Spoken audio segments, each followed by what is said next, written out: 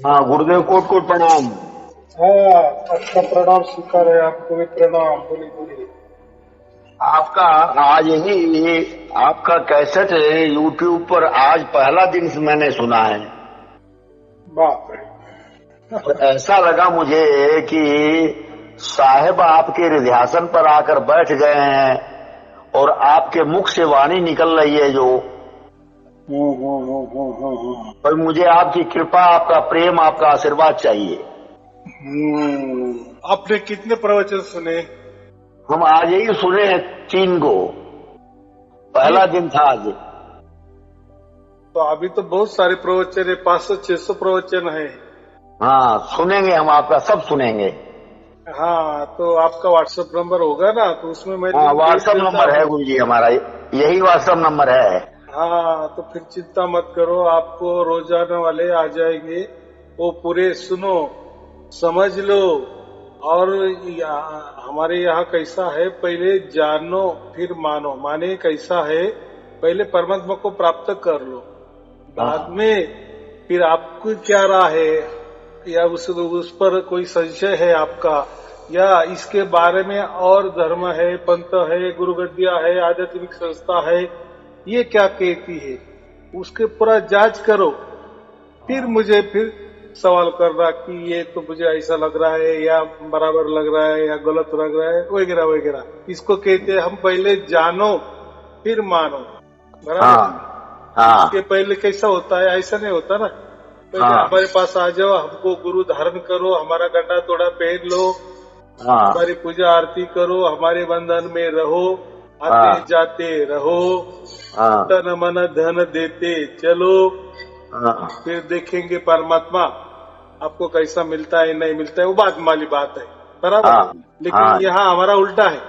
हाँ मुझे आप फोन भी मत करो, कुछ भी मत करो, बस प्रवचन सुनते चलो सुनते चलो। जैसे जैसे सुनेंगे वैसे वैसे परमात्मा आपके अंदर प्रकट होगा, और उसके साक्षी आप खुद होंगे। बराबर। उसके लिए कहीं मेरे पास आने की जरूरत नहीं, या मुझे आपके पास बुलाने की जरूरत नहीं। ना कहीं आना, ना कहीं जाना, ना कहीं खर्चा। हाँ हाँ, तो ये बहुत महत्वपूर्ण बात है। बराबर। हाँ तो ऐसा समझो कि अभी पहला कैसा होता है कि परमात्मा पाने के लिए कोई गुरु बनाना पड़ता है, फिर वो कोई मंत्र देता है, कोई साधना बताता है, कोई बंधने ला देता है। बराबर। कोई गुरु दक्षिणा ले लेता है। ये बातें होती थी। लेकिन अभी क्या हो गया कि कबीर साहब ने विषम दिशा में कहा कि मैं ये परमात्मा का राज खोल दूंगा, यानी परमात्मा प्रकट ही कर दूंगा। प्रकट माने और सबके लिए, तो सबके लिए खुला कर रहे हैं, खुला कर दिए। ऐसे लाखों करोड़ों लोगों को ये मिल गया, उनके अंदर प्रकट हो गया। तो आप भी मनुष्य हो, आप भी अभी ये सुनना शुरू किए, तो आपके अंदर ही प्रकट हो। बात ऐसी है, अभी आपने एक प्रवचन सुन लिए और आपने भावना विवश मुझे कबीर जी भी कहने लगे, तो ऐसा नहीं कहना। देखो, अब 500-600 वीडियो है। बराबर। पहले उसकी जांच करो, क्या सत है क्या असत है। हम क्या कर देते हैं, कोई हमें वस्तु पसंद आ गई, बस हम बह जाते हैं। ऐसा नहीं करना, क्योंकि ये आध्यात्म है और ये बात परमात्मा की है। मेरे पास शुद्धतम परमात्मा का ज्ञान है, नहीं कोई धर्म का, न कोई पंथ का, न कोई साक्ष्य मेरे प्रवचन में आपको मिलेंगे, ना कोई श्लोक मिलेंगे, ना कोई गुरुगद्दी परंपरा है, ना कोई। तो बात यह है कि ना कोई मंत्र देता हूँ, ना कोई तंत्र बताता हूँ, ना कोई विधि बताता हूँ, ना कोई बंधने लगाता हूँ, कुछ नहीं कुछ नहीं। देखो, परमात्मा सबसे पहले था ना, बाद में धर्म हुए, पंथ हुए, गुरुगद्दिया बनी। बराबर कि नहीं? हाँ जी हाँ जी। हाँ, तो यहाँ पहले जो सर्वोत्तम सर्वोच्च जो पहला परमात्मा है, वही हमको प्राप्त करना है। बराबर। तो इसलिए यहाँ कोई धर्म की बात नहीं, कोई पंथ की बात नहीं है, यहाँ डायरेक्ट परमात्मा की बात है। और उसके लिए कुछ करना नहीं पड़ता, जो भी करेगा परमात्मा करेगा। अभी आपको ये उल्टा लगेगा, ऐसा कैसा? नहीं, बहुत अच्छी, एकदम सीधा लग रहा है, सीधा लग रहा है गुरु जी, आपके एक एक शब्द सीधे लग रहे हैं। हाँ, तो बात ऐसी है, देखो ये घोर कलयुग है। हाँ। घोर कलयुग में जब वो कहते हैं ना कि कलयुग का अंत आ जाता है, तो परमात्मा को प्रकट होना पड़ता है, क्योंकि उसको मालूम है मेरे बच्चे क्या कुछ कम ज्यादा ना हो, तो वो उसे ऐसा समझो एकदम हल्के से उठा लेता है, बराबर। वो उसकी जिम्मेदारी होती है ना। हाँ जी। ऐसा समझो कि ये पानी में जहाज है, अभी उसको होल गिर गया है, छिद्र गिर आया हो गया है, अभी पानी भरने लगा है, तो फिर जो भी जहाज में लोग हैं कैसा क्या होगा? वो तो डूबना ही है ना। डूबना ही है। हो सकता है 1 दिन में डूबेगा, हो सकता है 4 दिन में डूबेगा। वैसे ही अभी ये घोर कलयुग है और ये डूबना शुरुआत हो गई है। हाँ, सब लोग डुबा रहे हैं गुरुजी। नहीं, वो ये कलयुग का महिमा है, ये देखो। लेकिन आपकी कैसेट सुन के हम एकदम मनो ऐसा हो गया है गुरुजी कि हम बता नहीं सकते आपको। हाँ, बात ऐसी है कि देखो जो सत होता है ना, वो आदमी के अंदर फटक से उतर जाता है, बराबर। और जो सत नहीं होता तो उसके बारे में बहुत सारे संशय आने लगते हैं। नहीं, कोई संशय नहीं। हाँ, अभी ये सत क्यों है? तो ये परमात्मा की ओर से जो भी हो रहा है, परमात्मा की ओर से हो रहा है, और सबको हो रहा है, सबको हो रहा है। हाँ, लेकिन किसको?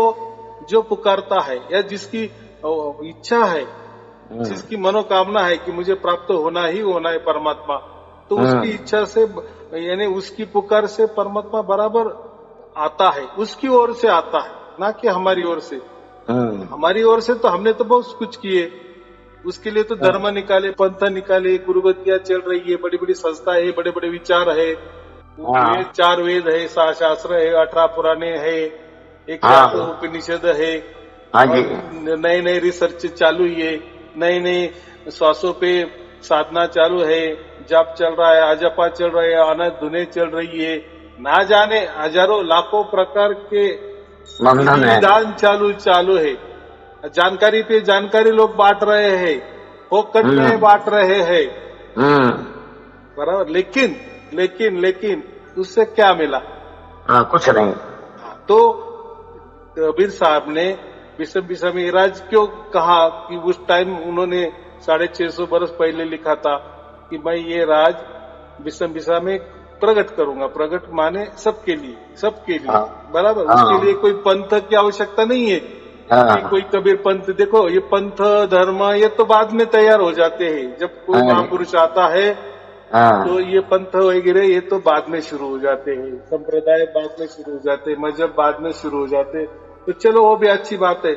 लेकिन जब वो खुद रहते हैं, जो संत होता है ना, उसका कोई धर्म नहीं होता, कोई पंथ नहीं होता, कोई उसकी विचारधारा नहीं होती, बस वो लखाने का काम ही कर देता है, डायरेक्ट जुड़वा ही देता है।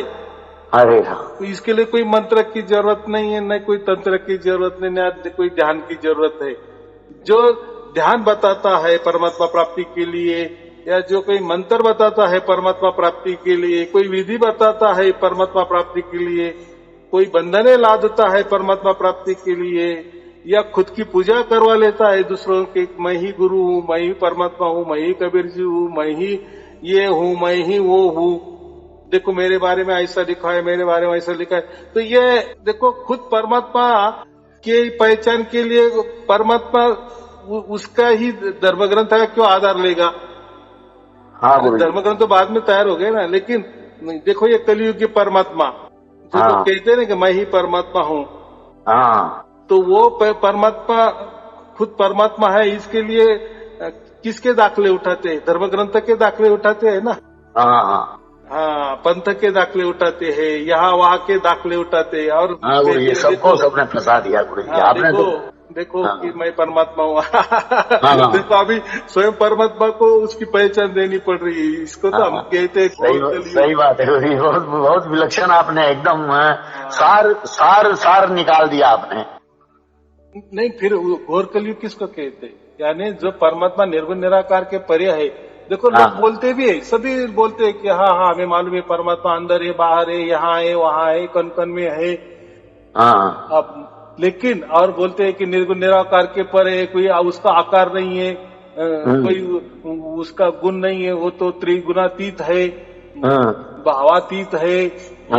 इसके परे है, उसके परे है, अनंत है, सर्वव्यापी है, बातें तो बहुत सारे करते हैं, लेकिन प्रैक्टिकल में क्या करते हैं? हाँ, खुद आकारों में बैठते हैं, आकारों में शरीरों में बैठते हैं, करो मेरी पूजा, मैं ही परमात्मा हूँ। देखो एक जगह क्या कहते हैं वो कि परमात्मा का कोई आकार नहीं है, तो निर्गुण निराकार के भी परे है। और प्रैक्टिकल में क्या करते हैं, यानी प्रवचन में उनके प्रवचन देखो तो बहुत सुखद लगेगी हमको। उनके धर्म ग्रंथ देखो, यानी उन्होंने कोई पुस्तकें निकाली होगी, किताबें निकाली होगी, वो पढ़ो, बहुत अच्छा लगता है। प्रवचन भी उनके बहुत अच्छे लगते हैं, लेकिन प्रैक्टिकल में जब हम उनके सामने जाते हैं तो क्या नजारा दिखता है? सब उल्टा पुल्टा। सही बात है, एकदम सही बात है, एकदम सही बात है। इसको तो घोर कलयुग कहते हैं ना, यानी कथनी और करनी दोनों में अंतर पड़ गया। तो इसीलिए ऐसी बातें सतयुग में नहीं होती। तो देखो जैसा सतयुग तो ऐसा समझो कि 100% सच की बातें होती थी। बाद में द्वापर त्रेता आया तो 75% टिक गई, बाद में द्वापर आया तो 50%, और अभी तो ऐसा समझो कि कुछ ही बचा है, यानी 25% जो बचा है ना। लेकिन अभी ये तो लास्ट वाली स्टेज है घोर कलयुग की, इसमें तो कुछ भी बचा नहीं है, सब नहीं ही है। यानी दिखावे के लिए सोने की पॉलिश है, लेकिन अंदर में सब कुछ तांबा पीतल ही भरा हुआ है। एकदम सही बात है, सही बात है। ये लास्ट में होता है, ये लास्ट में होता है, बराबर। ये और सब उल्टा पुल्टा हो जाता है, सब उल्टा पुल्टा हो रहा है सामने। तो मैं उसी के लिए कहता हूँ ना, कोई अपने बेटी जैसी नहीं मानने को तैयार होता है ना, अपने माँ जैसी मानने को तैयार होता है। तो ये क्यों विचार ऐसा आ गया? पहले तो ऐसा विचार नहीं था, फिर ऐसा कैसा? अभी तो कोई माँ भी नहीं देखता, कोई बेटी भी जैसे सरीके नहीं देखते, तो फिर ये ऐसे उल्टे पुल्टे विचार क्यों आ गए? मतलब क्या है? ये सीधा मतलब है कि घोर कलयुग कहते हैं और इसका अंत जल्दी जल्दी होने वाला है, और हमसे तो ज्यादा परमात्मा को मारोगे। तो फिर परमात्मा क्या करते हैं? जो अच्छे बच्चे है उसके बच्चे है, सच्चे बच्चे है, या जो सत्य की प्राप्ति जिसने की है उसको उठा लेता है। वो तो उसका काम है ना। देखो जिसने भी जो भी इम्तिहान दे रहा है, परीक्षा दे रहा है, जिसने ज्यादा कष्ट किए, ज्यादा अभ्यास किए, तो वही पास होता है, उसको मेडल मिलना चाहिए ना। हाँ, तो ऐसा ही है, जो सत्य के बारे में ये करता है, जिसको सत्य की प्राप्ति हो जाती है, तो परमात्मा का तो कर्तव्य है ना उसको मेडल देना। मेडल माने उसको मोक्ष देना। नहीं तो ऐसा कहेंगे कि नहीं, हम मनुष्य जीवन में आए हैं तो सब मनुष्य, तो सबको ही मोक्ष मिलना चाहिए, मनुष्य जन्म तो उसके लिए। हाँ, मनुष्य जन्म उसके लिए है, लेकिन मांगनी भी चाहिए ना आपकी। हाँ जी, वो मांगनी आपकी नहीं है, ऐसे ही वो कोई प्रसाद थोड़ी इसको देना है वैसा देना। उसको समझ ही नहीं है, आत्मा की समझ नहीं, ना परमात्मा की समझ है, नहीं अच्छी की समझ है, ना बुरे की समझ है। तो फिर समझ भी नहीं है, और वो तो चाहता है कि वो परमात्मा है, हम तो उसके बच्चे हैं, तो उसने तो सबके साथ समान ये करना चाहिए, इंसाफ करना चाहिए। तो ऐसा कैसा इंसाफ करेगा? समान कोई करता है? व्यवहार में तो भी करता है क्या? अच्छे को अच्छे कहना चाहिए, बुरे को बुरे ही कहेंगे। ये बात होती। बोलो। तो गुरुजी एक बात कीजिएगा, हमारे पर कृपा और प्रेम और आशीर्वाद के अलावा हमको शरीर संसार की कुछ चाहिए नहीं, इसलिए कोने में हमारा नाम है, और से बोल रहा हूँ गुरु जी। हाँ, ठीक है, बहुत अच्छी बात है। आपका शुभ स्थान कहाँ है गुरु जी? नासिक, महाराष्ट्र। अच्छा, वहाँ है। नहीं गुरुजी, हमको तो आज पहला दिन था, पहले दिन में ही ऐसा शब्द आपके उतरे हृदय में कि एकदम मनो शांति भी मिली, और दूसरा ऐसा प्रेम जगा अंदर से कि ऐसी बात तो आज तक किसी ने बताया नहीं, सब उलझा दिए सब लोग। हाँ, बात ऐसी है कि उसके बच्चे की पहचान वो बराबर करता है, और बच्चा भी बाप को बराबर पहचान लेता है। जैसे गौवे होती है ना, गौवे। हाँ, तो गाय जो होती है ना, तो उसके बछड़े होते हैं, देखो, तो जैसे उनको चराने लेके जाते हैं, तो समझो 50 गाय है, 2 माता है, तो उनको चराने गए और उनको सब बछड़े है समझो, बराबर। हाँ। वो तो उनके साथ तो नहीं भेजते, वो तो छोटे रहते हैं ना। हाँ। उसको इकट्ठा ही 5-25 जो भी होंगे बछड़े इकट्ठा उसको बांध देते हैं या इसमें हाँ। बंद कर देते हैं। और जब शाम को गौवे आ जाती है और वो जो बछड़े हैं 5-25 जितने हो गए उनको जब छोड़ देते तो वो बच्चा बराबर अपनी माँ को ही जाता है और बराबर ढूंढता है। देखो सब गौवे तो सरीके दिखती है, बछड़े भी माँ के पास ही जाएगा। हाँ, तो बछड़े भी सरीके दिखते हैं छोटे रहते तब। तो ये क्या होता है, ये कौन सा ज्ञान आ गया उनको। तो ऐसा ही परमात्मा उसको बच्चे को बराबर पहचानता है या बच्चा ही बराबर परमात्मा को पहचानता है। बराबर। अब तो जाने की देरी है, अभी तो शाम हो गई है। बराबर। अभी बच्चा भूखा है। बराबर फिर माँ आ जाती है, जैसे मैंने कहा ना गौ माता आती है। बराबर रिटर्न जंगल में चारा मेरा मस्त पैकी खाकर और बराबर फिर शाम को बच्चे के लिए वो दूध देती है। वैसा ही ये घोर कलयुग है और अभी इसका अंत होने वाला है। तो फिर अब बराबर अभी स्वयं परमात्मा ही आ रहे हैं और उनको बच्चे को उठा रहे हैं। लेकिन उनके बच्चे कौन, जिसको बाप की पहचान है उनके लिए। अगर बाकी बच्चे भी है उसके, लेकिन उनको कोई जरूरत ही नहीं बाप की। ऐसा बराबर। सब देखो, आप 10 लोग इकट्ठा करो, उनको पूछो आत्मा परमात्मा की बातें करो तो मानेंगे नहीं है। क्या बातें कर रहे, बराबर की नहीं। तो जिसको तो कम से कम जिसको जरूरी है उसके लिए तो परमात्मा आने वाला ही है ना। यानी मैं वही बोल रहा हूँ, जो पुकारता है उसके लिए परमात्मा हाजिर ही है। हाँ, तो पुकारने का ढंग चाहिए, मालूमात चाहिए। लेकिन वो ढंग भी अभी बिसा के बाद सहज कर दिए। सहज माने सबके लिए कर दिए। अभी सबके लिए तो कर दिए है। तो लेकिन जाना तो चाहिए। सभी तो इंजीनियर बन गए समझो, लेकिन इंजीनियर की जगह खाली हो गई तो सब इंजीनियर वाले ही लोग एप्लीकेशन करेंगे ना, अर्जी भरेंगे ना। बाकी लोग तो नहीं करेंगे ना। जिसकी 10वीं हो गई वो क्यों अर्जी करेंगे, उसको माने मैं तो कोई इंजीनियर बना ही नहीं है, मैं उस पद के काबिल नहीं हूँ। बराबर है कि नहीं। इसलिए मैं क्या कहता हूँ, जिसका भाग्य होता है ना बराबर फिर उसको ये लगती है कि नहीं मुझे मेरे बाप के पास जाना है। फिर वही ऐसे ही लोग बराबर आते हैं और उनको परमात्मा बराबर मिलता ही है। वो उसके स्थान से यहाँ आता है, हमारे लिए आता है, क्योंकि हम तो नहीं जा सकते, हम तो बच्चे हैं ना। हमारा तो कोई औकात भी नहीं है कि उसके पास जाने की। क्यों जाए। और जाने के लिए तो बहुत सारे धर्म बने, बहुत सारे पंथ बने, बहुत सारे गुरुगद्दियां बने। तो उन्होंने तो बहुत सारे रास्ते बताए, लाखों प्रकार के विधि विधान ध्यान विधि सब बताए। मतलब करने में लगा दिए, मिला करने में फंसा दिए सब लोग। मिला नहीं करने में फंसा दिया और मिला आज तक कुछ नहीं। हाँ, जो भी हो नहीं मिला तो और अब गुरु जी हम क्या करें ये बताइए। देखो ना, मैं वही बोल रहा हूँ कि जो सूरज है ना, तो सूरज के पास हमें क्यों जाना। उसका जो किरणें है ना वो हमारे आंगन में आ रही है ना, उनसे काम चला लो ना। क्या हम खुद जाए सूर्य के पास, जाकर क्या हो गया, भस्मसात हो जाएंगे। ये तो हो गई सूरज की बात। वैसा ही परमात्मा के पास हम नहीं जा सकते जब तक परमात्मा वो खुद हमारे पास नहीं आता। और आएगा ना, अरे वो तो सर्वव्यापी है, सर्वोच्च है। बराबर के नहीं उसके, और वो सर्वज्ञानी है, सर्वव्यापी है, अनंत है, सबसे बड़ा है। कबीर का मतलब क्या होता है, सबसे बड़ा। बराबर। तो एक परमात्मा के सिवा कौन सबसे बड़ा हो सकता है। तो वो सबसे बड़ा है, सर्वज्ञानी है, सर्वोच्च है, बलशाली है, स्वयंभू है। तो सब वही, अगर सब कुछ है तो वही ये कर सकता है, यानी हमारे पास आ सकता है। क्योंकि वो तो परमात्मा है ना, वो तो सर्वव्यापी है। वो तो उसको तो कन की खबर है, कौन बच्चा मेरा है, मेरी कौन पुकार कर रहा है, बराबर उसको सुनता है। लेकिन हम नहीं जा सकते परमात्मा की ये इस, और कोई गया भी नहीं।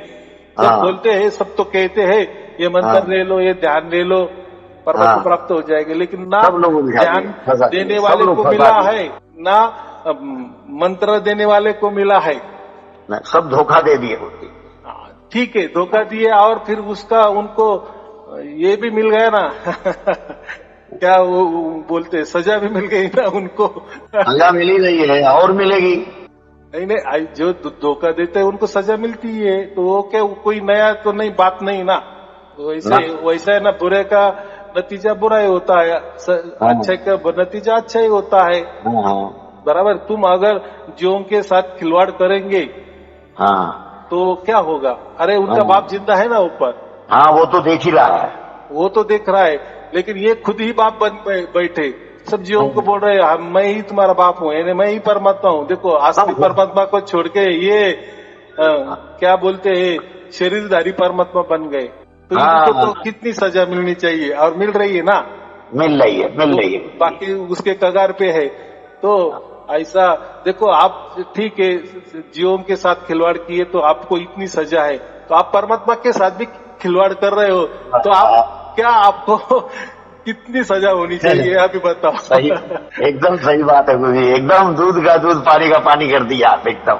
प्रकृति में भी उतनी सजा नहीं होगी। तो चलो लोग दल्लड़े से कर रहे हैं ना, परमात्मा बन रहे, कोई कबीर जी बन रहे, कौन क्या बन रहे, तो ऐसा नहीं होगा। ऐसा नहीं, आज तो मुझको ऐसा लग रहा है कि हम तो सारे बंधनों को तोड़ के हैं और आप हमको बस रास्ता बता दीजिए कि हम करें क्या। अभी कुछ करना नहीं है, बस आपका व्हाट्सएप पे मैं लिंक भेज देता हूँ। मेरे प्रवचन जो है ना वो सुनने शुरू करो। हो सकता है आपके 1-2 प्रवचन में भी परमात्मा आपके अंदर प्रकट हो जाएगा, हो सकता है 10 प्रवचन में हो सकता है 50 प्रवचन में, लेकिन आपके साथ भी वही इंसाफ होगा, 100% होगा। वो परमात्मा का काम है, बराबर जी। तो आपके अंदर ही वो प्रकट हो जाएगा और उसके साक्षी आप होंगे ना। और जो भी मुझे फोन पर बोलते हैं ना उनको प्राप्त हुआ, इसीलिए वो ऑनलाइन पे बोल रहे, कबूली दे रहे, सर्टिफिकेट दे रहे, हाँ आपके प्रवचन हमने सुने और हमको प्राप्त हुआ। देखो जी वाह। और वो तो ऑनलाइन बोल रहे हैं ना, उनके फोन से बोल रहे हैं, उनके फोन के नंबर से बोल रहे हैं, कानूनी तौर के बोल रहे हैं, सबूत दे रहे, प्रूफ दे रहे।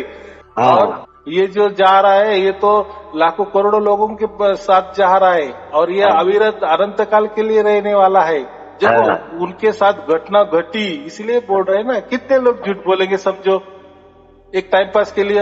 ऐसा कोई परमात्मा के यहाँ खिलवाड़ करता है कि उनको प्राप्त हुआ, उनके अंदर प्रकट हुआ तो बोलते ये प्रकट हो गया तो हो गया, उसमें क्या है? बराबर की नहीं? कोई झूठ नहीं बोलता।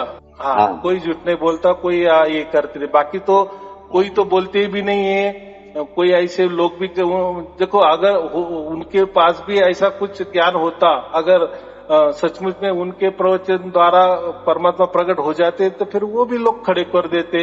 मैंने अभी हजारों लोग खड़े कर दिए तो उन्होंने वो लाखों लोग खड़े कर देते, बराबर की। लेकिन आज तक 2 बरस हो गए, एक भी आदमी उनका ऐसा कहा नहीं कि मुझे ऐसा घटित हो गया। क्यों? फिर ये क्यों हो रहा है? देखो इसीलिए मैं क्या, सत्य तो सत्य होता है और ये जो हम बातें कर रहे हैं ये डंके की चोट पे कर रहे हैं। इसमें कोई डरने की, देखो स्वयं परमात्मा भी क्या है, वो किसी से डरता भी नहीं है, किसी को डराता भी नहीं है। दोनों बात बराबर है। और वो स्वयंभू है ना, और वो स्वयंभू तो हम कहते हैं तो उसकी मर्जी से ही प्रकट होता है, इसलिए तो उसको स्वयंभू कहा है। अगर हमारे मंत्र से वो प्रकट हो जाए तो फिर वो स्वयंभू कैसा? हमारे ध्यान से अगर वो परमात्मा प्रकट हो गया आपके अंदर तो फिर वो ध्यान बड़ा हो गया ना, ध्यान बड़ा हो गया, यानी वो ध्यान के अधीन आ गया, मंत्रों के अधीन परमात्मा आ गया। और मंत्र तो कहाँ तैयार हो गए? यहाँ तैयार हो गए, ये प्रकृति में तैयार हो गए, ये काल के बीच में तैयार हो गए। वो मंत्र कैसा काम करेगा? नहीं करेगा, बराबर की नहीं? तो चलो ठीक है, धन्यवाद। बात नहीं है, मैं आपको भेज देता हूँ। आपको और आपके परिवार के लिए शुभ आशीर्वाद। सत साहिब जी, सत साहिब जी, सत साहिब जी, सत साहिब।